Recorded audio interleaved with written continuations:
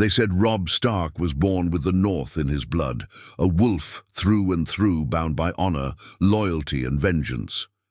But the moment word spread that the Kingslayer, Jaime Lannister, was no longer a prisoner, all that pride cracked like thin ice under a heavy boot. No one saw it coming. Not the bannermen who spilled blood for him, not the men freezing in muddy camps from River Run to the Twins, not even Lord Karstark, who lost his sons to the very man Robb had now set free. They found out not from Robb himself, but from whispers, sick, cold whispers that trickled through the tents like poison. Jaime Lannister was gone, escaped, no, freed. Robb sat alone in his tent the morning after, staring into a cold fire pit. His crown, more a token than a throne, rested on the table beside untouched bread and meat.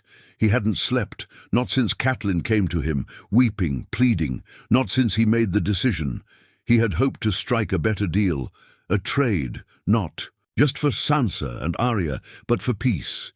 A fragile, careful step toward ending the war before it bled out every man under his command. He imagined Tywin Lannister might show restraint if Jaime were returned. He imagined wrong. Now he was a king with no faith left in him. Lord Karstark barged into the tent by midday, eyes bloodshot, voice like gravel scraped against steel. "You, let him go," he growled. Robb stood, his jaw clenched. "I did what I had to, for my sisters." "Your sisters?" Karstark spat on the ground. "My sons were butchered by that golden-handed bastard. I bled for you, Robb. We all did. And you let him go for hope? You call that justice?" Robb didn't answer. He couldn't. The weight of it pressed down harder than any crown. Catelyn stood in the corner, silent, her face a storm of guilt. She had unlocked the chains herself. By the end of that day, 5 houses withdrew their banners. Small ones, but it didn't matter. It was the beginning of the unraveling, the worst part. Jaime hadn't even made it far before rumors followed. Some said he rode toward King's Landing. Others swore he never meant to return Sansa at all, that it was all a trick, a Lannister scheme dressed in courtesy and lies. Then came the second blow, ravens from the twins. Lord Walder Frey, insulted by Robb's sudden marriage to Talisa, used the Kingslayer's release as another excuse to fester his grudge. "A man who breaks promises and frees murderers is no king at all," the letter read. Short, sharp, deadly. At night the camp felt like a tomb. Songs stopped. Jokes turned bitter. Men eyed their king with caution, whispering if he was still fit to lead, because the young wolf didn't seem so sharp now. He looked more like a boy who'd lost the only war that truly mattered, the war inside his own council. Robb sat with Grey Wind outside his tent, his fingers buried in the direwolf's, fur staring into nothing. He had chosen mercy, or maybe desperation. He had chosen hope in a game that demanded ruthlessness. But in the North, where vengeance is bred into the marrow of bone, mercy was another name for betrayal. And the North does not forgive. The next morning brought no peace. Robb's camp felt different, quieter, colder, not just the air, but the looks, the glances men threw when they thought he wasn't watching. Even those who once praised him in every breath now avoided his eyes. Loyalty in the North was hard-earned and easily shattered. Catelyn hadn't left her tent. No one visited her anymore, not even the servants. To them, she had slit the throat of their cause the night she freed Jaime. To them, she wasn't the Lady of Winterfell anymore. She was the woman who'd robbed them of vengeance. Robb didn't blame them. He stood before his war council that day, fewer than before. The great tent had once buzzed with battle plans and shouted oaths. Now it was half empty, the chairs of House Serwyn, House Mormont, House Tallheart, vacant.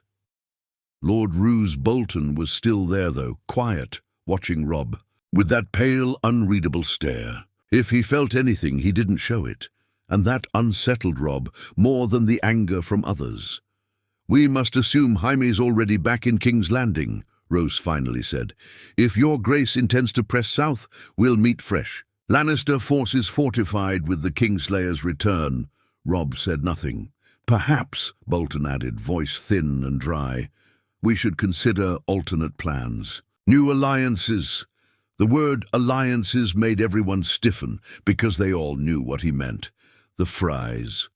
Robb felt heat rise in his chest. He had broken the Frey pact, yes, but not for lust, not for stupidity. He had married Talisa for love, something rare in these blood-soaked lands. He had hoped love might give him strength, but love, it seemed, had only brought him more enemies. He looked across the table at Lord Greatjon Umber, once his loudest supporter, now tight-lipped, arms crossed. "Speak your mind," Robb said, tired of the silence. "You want my mind?" Umber barked, finally standing. "You let the man go who killed our kin, and now you ask us to fight for what? To save face with southern lords? To beg Walder Frey for forgiveness? My lord, your father would have hanged you for less." The words stung, like a blade to the gut, but Robb took them, because they were true. That night, Talisa found him pacing alone near the edge of camp. The fires were distant. Grey wind prowled nearby, his yellow eyes alert. Robb looked like a man aging too fast, his shoulders heavy, his eyes sunken. "I thought I was doing the right thing," he told her quietly. "Trading a sword for sisters, a life for lives." Talisa took his hand. "But you gave up the one thing they needed more than your victories." He turned to her. "Your wrath," she said. "You were the young wolf, Robb, a king who showed no mercy. That's why they followed you, but now they wonder, if you can forgive a Lannister, who else will you forgive?" Robb stared at her, the firelight dancing across her face. She wasn't wrong. At midnight a raven arrived. It was sealed with gold and red wax, the Lannister colours. Robb opened it with shaking fingers, hoping for word of Sansa. Instead, it was short and cruel. "The Kingslayer has returned. Sansa Stark is wed. Your sister is now mine. Joffrey Baratheon, King of the Seven Kingdoms." Robb dropped the letter. For the first time in weeks, he didn't feel confused or torn. He felt one thing and one thing only: rage. The tent walls shook from the scream that tore out of Robb's throat. Talisa had never seen him like this, not in battle, not in grief. He wasn't the calm, brooding king tonight. He was a son betrayed, a brother shattered, a man pushed past every boundary of restraint. He paced like a caged wolf, throwing aside the war table and knocking down goblets and maps. The raven's letter lay crumpled on the ground like a cruel joke, and beside it, the remains of his hope. "Sansa, married," he muttered, breath shallow. To him. Joffrey, the boy king who had taken his father's head, the monster who had tormented Sansa for years. Now he called her his wife, a union sealed in Lannister gold and mockery. The insult wasn't just to her, it was to him, a declaration, a war cry dressed as a wedding. Jaime had returned home, and the Lannisters had struck while the North reeled from the chaos of his release. Robb's rage wasn't quiet anymore. It was loud, dangerous. He summoned the War Council again before dawn, eyes red, voice hoarse. "No more alliances," he growled. "No more games. We march to King's Landing. We take back my sister, or we die trying." Rose Bolton raised an eyebrow. "And how do you plan to do that, Your Grace, with your men slipping away and Freys watching from their towers?" "I don't care," Robb snapped. "I'll march with whoever stays." It was a fool's plan. Everyone saw it. Marching on the capital with dwindling forces, no support from the Freys, and a kingdom already cracking in half. It would be suicide. But Robb was done waiting. Done hoping. Karstark's men were already gone by morning, their tents emptied, in silence. Robb didn't stop them. He knew he had lost them the moment Jaime crossed the river in chains no longer bound. And then the Frey message came. Lord Walder had agreed to a meeting, not at River Run, Not at Winterfell. At the twins. The trap was obvious. But Robb, stubborn in his fury, thought maybe, just maybe, Walder Frey might be reasoned with, appeased. The old man wanted status, power, recognition. Robb could offer that still. He could still fix this. Talisa begged him not to go. "You don't need to die to prove yourself, Robb," she whispered the night before they left. "You need to live, for the North, for our child." Her hand slid to her stomach. He froze. "Our—" She nodded, a soft, frightened smile. In another world, that would have changed everything. But this wasn't that world. The next morning, Robb Stark, king in the north, rode out with his mother, his wife, his bannerman, and Grey Wind. As the gates of the twins opened for them, there was a strange stillness in the air. No cheers, no welcome. Just quiet. Too quiet. Robb dismounted. He looked up at the cold stone towers. He didn't know yet that half the men inside bore no love for Starks, that the feast being prepared wasn't to honor his marriage, but to end his reign. Inside the halls, Lord Walder smiled like a spider in the center of his web. The young wolf had come, and he had brought his pack. The feast was a farce. Meat was served, wine was poured, musicians played cheerful songs, no one danced. Robb sat beside Talisa, who looked out of place in her elegant southern dress, her hand resting gently on her growing belly. Across from them, Lord Walder Frey watched like a corpse propped upright, grinning, soulless, and still somehow the loudest voice in the hall. "Your Grace," Walder drawled with grease dripping from his lips. "Your wife is far too pretty for a northerner. Almost makes me forgive your broken oath." Robb smiled thinly. "Almost?" Walder laughed like someone who'd already delivered the punchline hours ago. Around him, the Frey sons snickered into their cups, their eyes dead cold. Catelyn sat. To Robb's left, stiff and silent, her eyes scanning the room. She didn't touch her food. Something was wrong, deeply wrong, but no one else seemed to feel it. The Stark men were drinking, eating, relieved to be off the road and out of the cold. Smoke rose from the twins like a funeral pyre. Word of the massacre spread faster than ravens could fly. First came rumors, whispers of a feast turned bloodbath, of the young wolf slain by treachery, of the Queen of the North butchered alongside her unborn child. Then the truth arrived in splinters, burned flags, severed heads, and cold banners lowered by trembling hands. In the north, men wept like children. At Winterfell, what was left of it, the old ravens returned to blackened towers. The few that still remained, servants, broken bannermen, those too weak or wounded to fight, read the sealed messages with shaking fingers.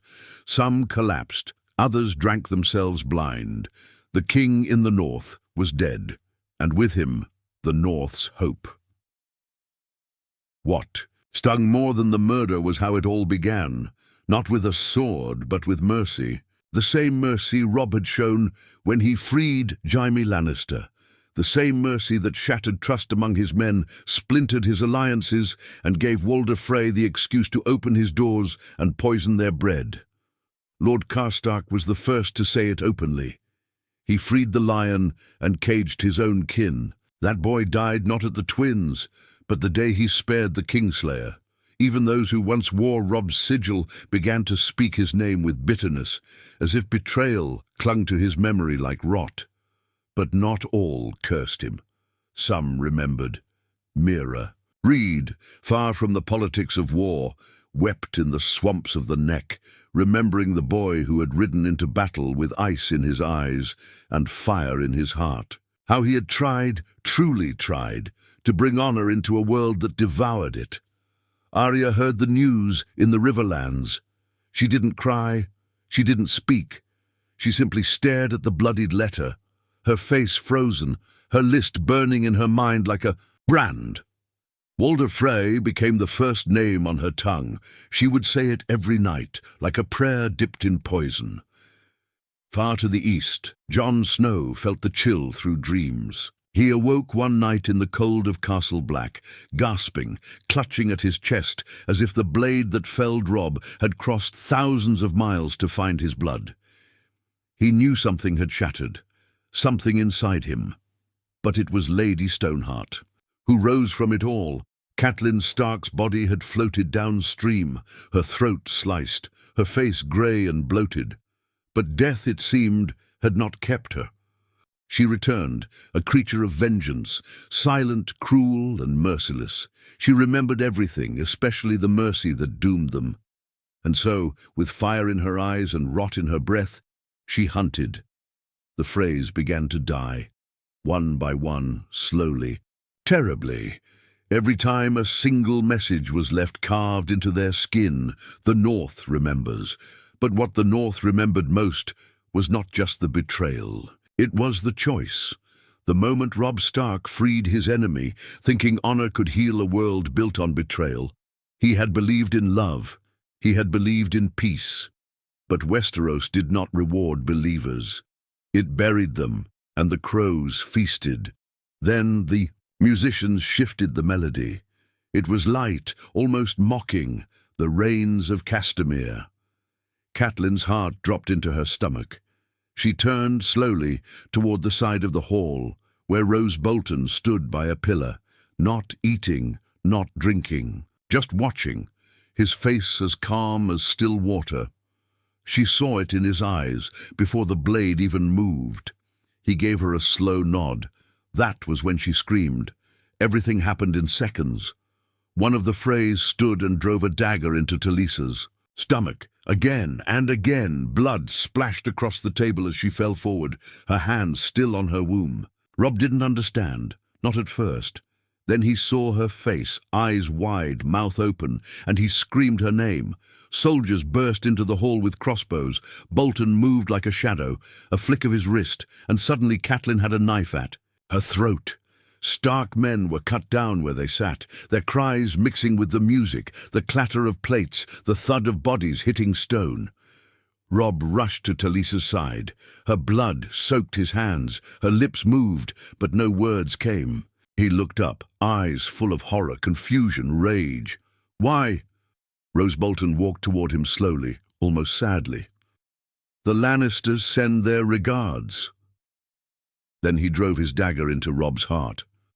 Robb staggered, not just from the wound, but from the betrayal, not from death, but from everything he had sacrificed for peace, for family, for love. Catelyn saw her son fall. She grabbed a Frey's wife and held a blade to her neck. "Let him go," she shrieked. "Let my son go. And I swear by the old gods and the new, I'll forget this." But her voice cracked. She saw the cold indifference in Walder Frey's eyes. He shrugged. "I'll find another wife." Catelyn slit the woman's throat in a final act of desperation, and then the steel found her. The hall fell silent again. No more music. No more Starks. Only red. Only death. The North had learned their king had freed the enemy, and now they had no king at all. It began with the Frey boy. His name was Serwyn, not important in the grand web of Westerosi names, just another arrogant son of House Frey, young, drunk most days. He laughed at stories of the Red Wedding, as if butchering guests under sacred laws made him braver than men who fought on open fields. He disappeared one foggy morning. 3 days later, they found him hanging from the gates of Seaguard, naked and carved from neck to navel. His face was twisted into something less than human, and pinned to his chest was a message: "The North remembers." At first the Freys blamed bandits, then outlaws, then each other. But as more sons and nephews began to vanish, fear took root. It wasn't war anymore, it was vengeance. Slow, cold, unstoppable. Catelyn Stark had been thrown into the river like refuse, but she didn't stay there. By fire, by magic, by some bitter twist of the gods, she came back, not as the mother they once knew, but something else. Her eyes were dead now, her throat ruined beyond words. She couldn't speak anymore, but her silence spoke louder than any war horn. They called her Lady Stoneheart. She didn't kill out of rage, she judged, she hunted and she made examples. Beric Dondarrion had given his life to raise her, and the Brotherhood without banners became something darker in her hands. No longer noble. Outlaws, now executioners for a ghost queen of sorrow. Meanwhile, in the north, House Bolton stood smug and bloated with their newfound power. Roose had returned to the Dreadfort crowned in Lannister gold and Frey gratitude. His bastard Ramsay fed women to dogs and flayed men for sport. And still, they wore stark colours, pretending to rule in the name of the family they had helped slaughter. But rumours reached even their black halls. Frey Caravan, flayed alive in the Trident, a merchant who dared mock Robb Stark, found dead with a direwolf's paw carved into his face. At night, small folk in Winterfell whispered prayers not to the Seven or the old gods, but to the dead queen of the North, who walked in shadows. The Boltons laughed, but the North remembered, old houses that once turned their backs on Robb. Cerwyn, Tallheart, even Manderley began to stir. Quietly, secretly, they began sheltering the broken. They started forging blades again, not for trade, but for war. Their sons vanished into the woods, hunting parties that never returned the same. Some said they saw wolves again in the Highlands. Big ones, ghosts maybe, but the truth was worse. The North had bled. Now it would bite.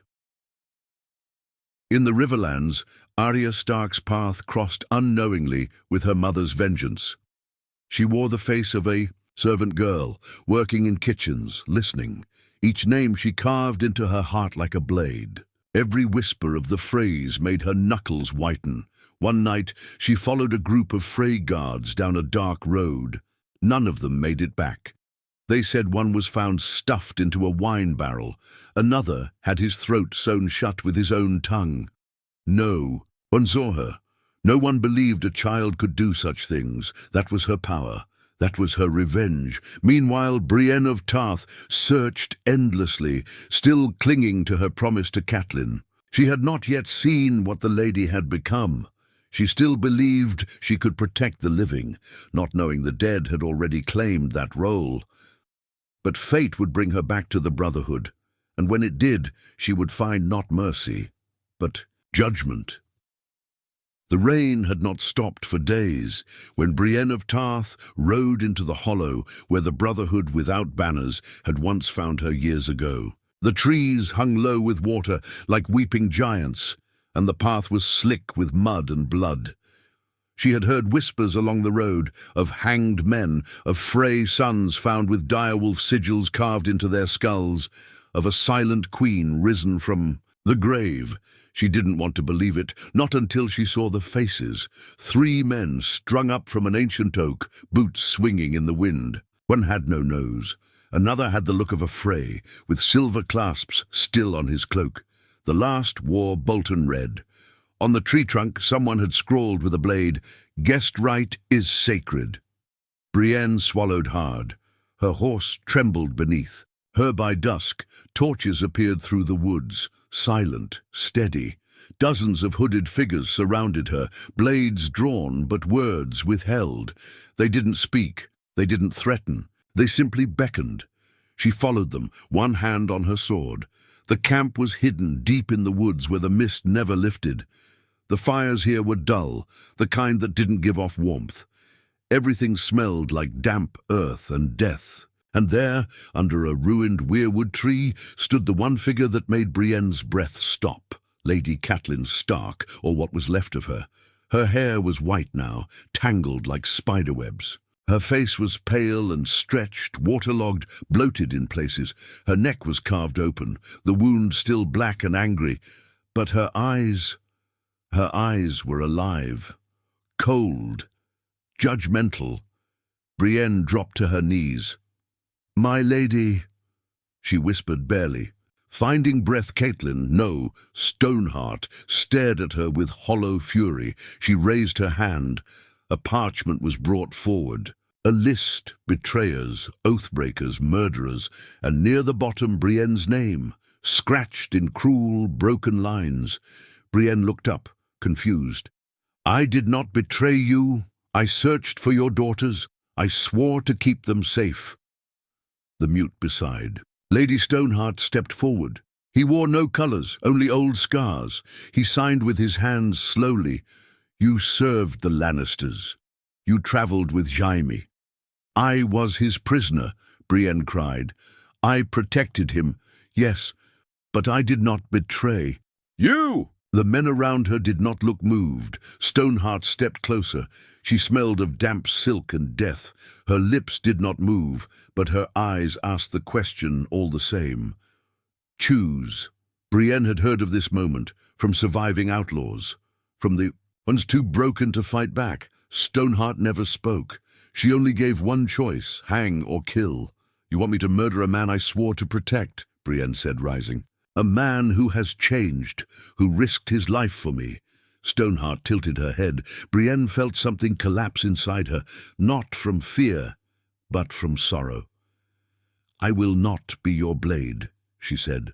Not like this.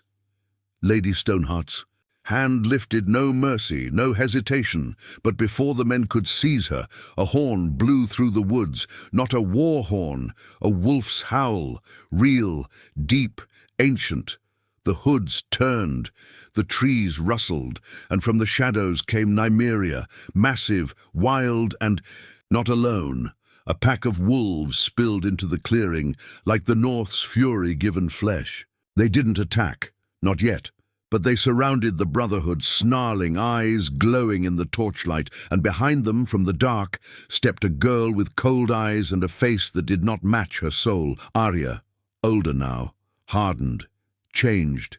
She looked at her mother, not the way a daughter should, but as one ghost to another. You want to punish traitors, she said quietly. Start with the ones who invited the Lannisters in. Stoneheart stared. For the first time she hesitated. Brienne turned, shocked. Arya? Arya didn't answer. She knelt beside her mother and whispered something no one could hear. Then she rose, and the wolves parted for her. Let Brienne go, she said. She's not your enemy. Lady Stoneheart did not nod. She didn't move at all. But she didn't raise her hand either, and that was enough. Brienne, trembling, turned and walked away into the woods, alive, barely. Behind her, the ghost of Catelyn Stark stood beneath the old weirwood tree, still and silent. But her grip on vengeance had loosened, if only for one night. Winter had returned in full, not the gentle snow of childhood stories, but the biting cold that flayed skin and hardened the heart. Ice crusted over the rivers. The trees held no leaves, and over it all the North remembered every betrayal, every broken oath, every name written in blood. At Winterfell the bastards ruled. Roose Bolton in shadow, Ramsay in flame. The Dreadfort's filth had spilled into the halls, where once the voices of Ned's children echoed. Stark banners were gone, replaced with flayed men flapping on crimson cloth. Servants whispered of screams. From the dungeons, of girls who vanished, of wolves that cried in the woods but were never seen. But the wolves were real, and they were coming home. Arya watched from the tree line. She had no sigil, no allies, no army, only Nymeria and her monstrous pack of survivors. Hundreds of wolves now followed the direwolf queen. They had grown savage in the wilds, culling Lannister scouts, Bolton riders, anything that smelled like blood and arrogance. Arya didn't speak much anymore. She didn't need to. Her hands did the talking now, her blades even more so. But as she stared at the towers of her home, rage clenched her heart like frostbite. This was hers, her father's, Robb's, John's, and it had been turned into a butcher's den. That night she didn't wait for strategy. She simply whispered, "It's time." And the wolves moved. They surged through the snow like death itself, silent, fast, unstoppable. They found gaps in the walls, climbed over half-frozen trenches, tore through gates left unguarded in arrogance. Inside, Ramsay Bolton was drunk on power. He had just flayed a traitor who'd tried to run. His dogs fed on the man's legs while the corpse still twitched. Ramsay laughed, tossing a bone toward the fire. Then he heard the howls. Not one, not 10, hundreds. He ran to the ramparts, confused, eyes wild. What he saw made him stumble back. Wolves, huge, starving, and not afraid. And, leading them, her Arya Stark. Her face was cold, pale, unrecognizable from the girl who had once played with wooden swords. But her eyes, they were Ned's. They were Winterfell's. Before Ramsay could bark a command, an arrow caught his shoulder. He screamed, turned, ran. But Arya was already inside. She moved like a shadow, silent through halls she had once danced. In she passed the broken great hall where her mother once hosted bannermen, the collapsed stairwell where she and Bran used to race. Every stone whispered her name. Every breath in those walls begged for justice. She found Rose Bolton in the solar, pouring wine, calm as always. Even now his voice was composed. "You're one of hers," he said, staring at her needle-thin blade. "I'm one of his," Arya whispered.